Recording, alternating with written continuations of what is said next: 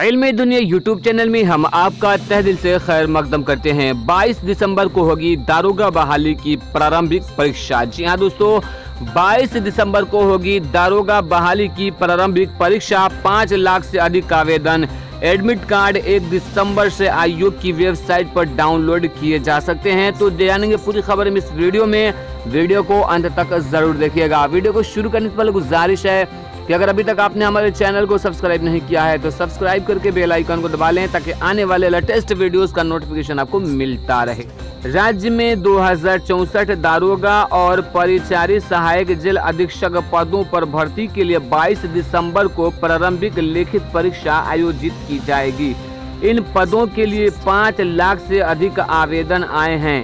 28 सितंबर तक आवेदन लिए गए थे। बिहार पुलिस और सेवा आयोग परीक्षा आयोजन की तैयारी में जुट गया है।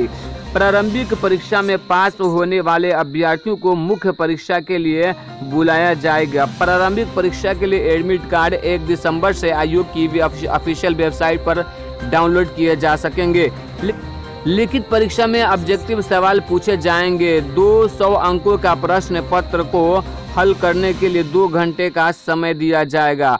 सवालों की संख्या 100 होगी। सभी सवाल सामान्य ज्ञान और सामाजिक मुद्दों से आधारित होंगे, यानी जनरल नॉलेज और जो भी समाज में अभी जो समस्याएं चली आजकल के वो करंट अफेयर से ही सवाल पूछे जाएंगे। तो आप लोग अभी से तैयारी शुरू कर दीजिए क्योंकि डेट आ चुकी है। 22 दिसंबर को होने वाली है बिहार दारोगा की प्रारंभिक परीक्षा।